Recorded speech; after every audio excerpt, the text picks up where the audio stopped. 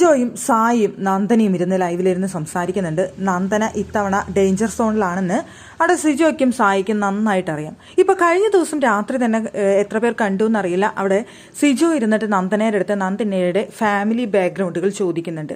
നന്ദന ഫാമിലിയുടെ സിറ്റുവേഷൻസ്, കാര്യങ്ങൾ, വീട്ടിലെ റൂമുകളുടെ എണ്ണം, എത്രയാണ് വീടിന്റെ വാടകയ്ക്കാണോ താമസിക്കുന്നത് എന്നൊക്കെ ചോദിച്ചുകൊണ്ട് സിജോ ഒരുപാട് കാര്യങ്ങൾ രാത്രി സംസാരിക്കുന്നുണ്ടായിരുന്നു.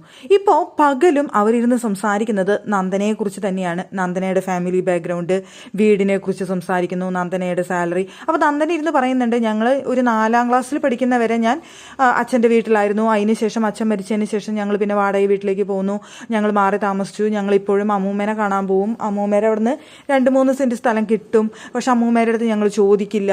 അമ്മൂമ്മയ്ക്ക് ഞാൻ എല്ലാ മാസം 500 രൂപ കൊണ്ട് കൊടുക്കും എന്നൊക്കെ പറഞ്ഞുകൊണ്ട് അവിടെ ഇരുന്ന് സംസാരിക്കുന്നുണ്ട്. സത്യത്തിൽ അവിടെ സിജോയും സായി ശ്രമിച്ചുകൊണ്ടിരിക്കുന്നത് നന്ദനയെക്കുറിച്ചുള്ള കാര്യങ്ങൾ പ്രേക്ഷകരിലേക്ക് കൂടുതൽ ഇട്ടുകൊടുക്കാനുള്ള ഒരു ശ്രമമാണ് അവിടെ നടത്തിക്കൊണ്ടിരിക്കുന്നത്. നന്ദനയ്ക്ക് ഒരു സിമ്പതി വോട്ട് ക്രിയേറ്റ് ചെയ്യുക എന്നൊരു ടെക്നിക്ക് അവിടെ സായി ആണെങ്കിലും സിജോയ് ആണെങ്കിലും നടത്തിക്കൊണ്ടിരിക്കുന്നുണ്ട്.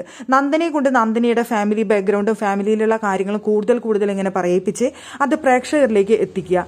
അത് കേൾക്കുന്ന സമയത്ത് നന്ദനയുടെ അടുത്ത് സ്വാഭാവികമായും ആൾക്കാർക്ക് ഒരു സിമ്പതി ക്രിയേറ്റ് ചെയ്യും. ആ കുട്ടി ഒരാഴ്ച കൂടി നിൽക്കട്ടെ, പണപ്പെട്ടി കിട്ടുകയാണെന്നുണ്ടെങ്കിൽ അതും കൊണ്ട് ആ കുട്ടി പോട്ടെ എന്നുള്ള രീതിയിൽ അവിടെ പ്രേക്ഷകർക്ക് ഒരു താല്പര്യം തോന്നും.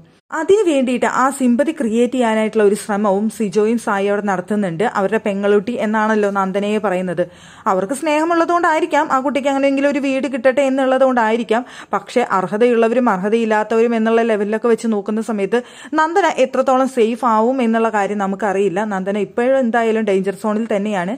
നന്ദനയെ രക്ഷിക്കാനുള്ള ശ്രമം പരമാവധി സിജോയും സായി അവിടെ നടത്തിക്കൊണ്ടിരിക്കുകയാണ്.